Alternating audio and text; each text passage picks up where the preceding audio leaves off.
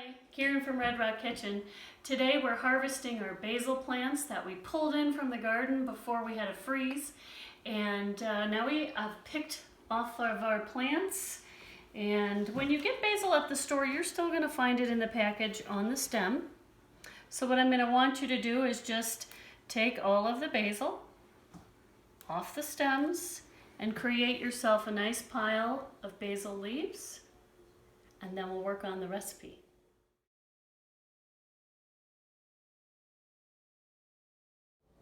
Hi, so now that you've picked all your basil, I want to just show you the amount of basil I have here is what I would say is about 4 of those containers from the grocery store. They're in a little clamshell. You know the little ones I'm talking about, they're about an ounce each. So if I was going to split this into 2, I'd have about a handful of basil per clamshell. So if you don't have any basil at home like we do from our garden, you can certainly use the stuff at the store. So I'm going to use my mini food processor. You could get out your big food processor and do one whole batch, but I'm happy doing it this way in 2 small batches. So we're going to add those 2 ounces of basil. Now most recipes call for pine nuts, but I'm going to use Marcona almonds. And so the reason I use those is they're more cost effective, and also they don't go rancid as easy.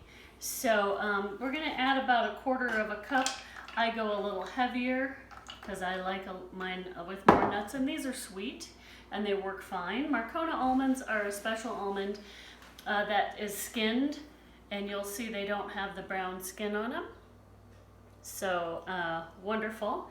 Then we're going to add a teaspoon of garlic, which, hang on, ends up being, I would say a good, well, that one got lost, a good 1/2 clove. So you can go ahead and cut it like I am. You can use your garlic press. You can do whatever. I'm going to add just a little more.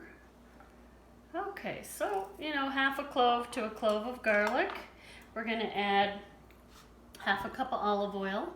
So you can use a really good olive oil, or you can use a moderate priced one. That's up to your budget. We're going to need a teaspoon of salt, so I'm just going to do that scant because you can add more salt later. Don't forget that. We're going to add a little pepper from our little pepper grinder. Okay, so we had to answer the phone. This is real life. We're not shooting ahead of time or planning for these things. So we put in our pepper. Now we're going to add, little secret I like to do is some red wine vinegar, about a teaspoon, kind of brightens it up a bit. Then we're going to add 1/4 cup of parmesan.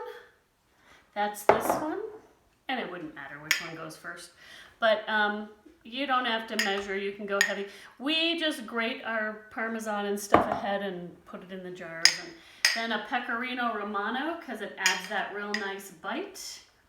That really adds a brightness to your recipe. And we'll go ahead and mix it. Now sometimes you'll find you're going to need to add more oil. Okay.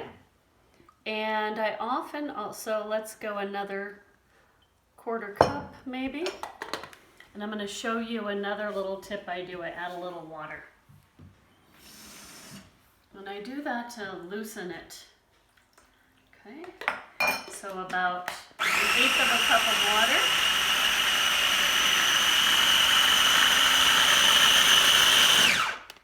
Let me show you how that's getting. So we definitely need a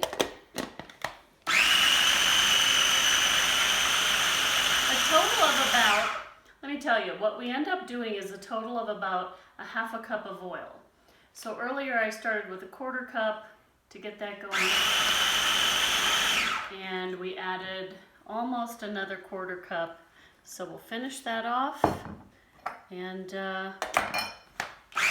so this is a great, easy way to make basil pesto.